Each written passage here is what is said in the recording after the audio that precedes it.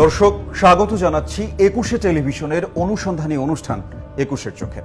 আমাদের চারপাশে যে সকল অসঙ্গতি, চালু থাকা অনিয়ম আর পেশি শক্তির বলয়ে আবদ্ধ থাকা অপরাধ বৃত্তি ছাড়াও অনুসন্ধিৎস প্রতিবেদকের অনুসন্ধানে বেশ কিছু ইতিবাচক তথ্য ও প্রতিবেদন সমৃদ্ধ করে ২১এর চোখ, যা খুলে দেয় সমাজের সকল শ্রেণী পেশা মানুষের অন্তর্চক্ষু।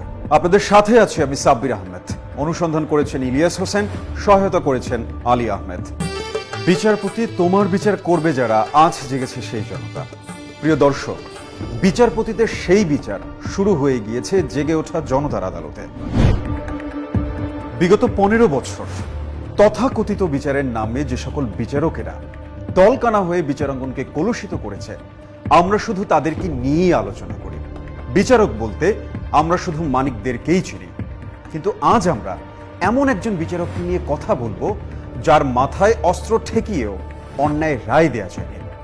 আইনকে সমুন্নত রাখতে গিয়ে তিনি হারিয়েছেন স্ত্রী সন্তান, নিজের ঘর সংসার। 15 নভেম্বর 2013 বিচারক মোতাহার হোসেনের ব্যক্তিগত গাড়িতে চড়ে গ্রিন রোড থেকে ধানমন্ডির দিকে যাচ্ছিলেন। গন্তব্য তার আরেক সহকর্মী আশিস রঞ্জনের ধানমন্ডির বাসা। যাবার পথে মোতাহার হোসেনের গাড়িটিকে সন্দেহজনক দুটি গাড়ি অনুসরণ করতে থাকে। এভাবে পুরো রাস্তায় তার পেছনে ছুটেছে গাড়ি দুটো। বিচারক আশিস রঞ্জনের ভাড়া করা 14/A ধানমন্ডির বাড়িতে পৌঁছানোর পরপরই তৎকালীন আইন সচিব শেখ মোহাম্মদ জহিরুল হক দুলাল এবং ঢাকার সিএমএম আদালতের ম্যাজিস্ট্রেট বিকাশ কুমার সাহা সহ বেশ কয়েকজন ডিজিএফআইয়ের কর্মকর্তারা পুরো বাড়িটি ঘিরে ফেলেন। এরপর গাড়ি থেকে 3 জন বের হয়ে বিচারক মোতাহারের সামনে এসে দাঁড়ান। সিসি ক্যামেরার ফুটেজে দেখা যায় বাড়িতে ঢোকার মুহূর্তে দুলাল বারবার পিস্তল বের করে সেটা সবাইকে দেখাচ্ছিলেন, যেন সবার মধ্যে একটি ভীতিকর পরিস্থিতি তৈরি হয়। এরপর আশিস রঞ্জনের বাসার ভেতরে পিস্তল মাথায় ধরে ঘণ্টাব্যাপী বিচারক মোতাহার হোসেনের বিচার করেছে অস্ত্রধারী বিকাশ আর দুলাল। সেই ঘরের ভেতরে যা ঘটেছে সেই দৃশ্য ক্যামেরায় ধরা না পড়লেও বিচারক মোতাহার হোসেন তার প্রতিটি মুহূর্ত এখনো মনে রেখেছেন। নিচে বসে যে একটা সে পিস্তল বের করে উপরে উঠেছে এবং পিস্তলটা সে নিজেই তার কোমরে গুজে নিয়েছে নিচে গাড়িতে ওঠার আগে, সেই দৃশ্য আমাদের এইখানকার ক্যামেরাতেই ফ্রেমবন্দি হয়েছে ওই সময়। এই ফ্ল্যাটটা হলো 104। এই ফ্ল্যাটেই এই সিটিং রুমে বসে ঘটেছে। উকিল মুক্তার জজ ব্যারিস্টারবিহীন সেই আদালতে মোতাহার ছিলেন আসামি আর পিস্তল হাতে দুলাল বিকাশ ছিলেন বিচারক। পিস্তলধারী বিচারকদের সেই আদালতে অদ্ভুত দুটি রায় দেয়া হয়েছিল সেদিন। রায়ের প্রথমটি তারেক রহমানের বিরুদ্ধে, অপরটি খোদ ওই মামলার বিচারক মোতাহার হোসেনের বিরুদ্ধে দেয়া হয়েছিল। এর আগে থেকে মোতাহার হোসেনকে তৎকালীন প্রধান বিচারপতি ABM খায়রুল হক সহ বিভিন্ন জায়গায় নিয়ে তারপর নানা ধরনের প্রলোভনের পাশাপাশি হুমকিও দেয়া হয়েছিল। আইন সচিব দুলাল এবং চিফ মেট্রোপলিটন ম্যাজিস্ট্রেট বিকাশ কুমার সাহা আশিস স্যারের বাসায় ঢুকে তাদের পকেট থেকে পিস্তল বের করলো।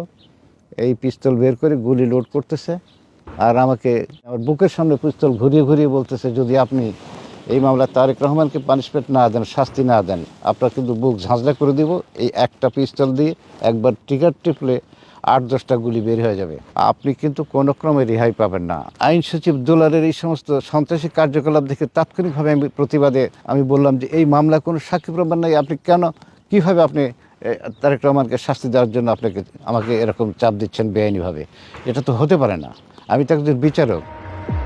ডিজিএফআইয়ের তৎকালীন মহাপরিচালক জেনারেল আকবরের বাসায় নিয়েও তাকে নানা ধরনের চাপ দেওয়া হয়েছিল যেন তারেক রহমানের বিরুদ্ধে সরকারের পছন্দের রায়টি তিনি দেন। ওইখানে গিয়ে তারা আমাকে থ্রেট করতে চায় যে তুমি যদি এই মামলায় তারেক রহমানকে পানিশমেন্ট না দাও, তাহলে ডিজিএফআই দিয়ে সারা দেশে যে তাণ্ডব চালাচ্ছে, এই তাণ্ডবের যে পরিণতি, তোমাকে সেই পরিণতি ভোগ করতে হবে। কামরুল ইসলাম সাহেব সে আবার আরও বাড়তি কথা বলে যে আপনি যদি এই মামলা তারেক রহমানকে শাস্তি দেন, মামলার বিচারের সাথে সাথে আপনার বিরাট পুরস্কার অপেক্ষা করছে, আপনাকে সুপ্রিম কোর্টের জাস্টিস বানিয়ে দেওয়া হবে 1 সপ্তাহের মধ্যে। আবার বলে যে আমেরিকাতে বাসা বাড়িও করে দিবে আমার 3 ছেলের জন্য, এই ধরনের লোভও দেখায়।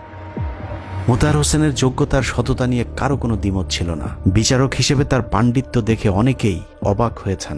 একজন বিচারক হয়েও সর্বক্ষেত্রে তার যে জ্ঞানের পরিধি, সেটা দেখে আওয়ামী লীগের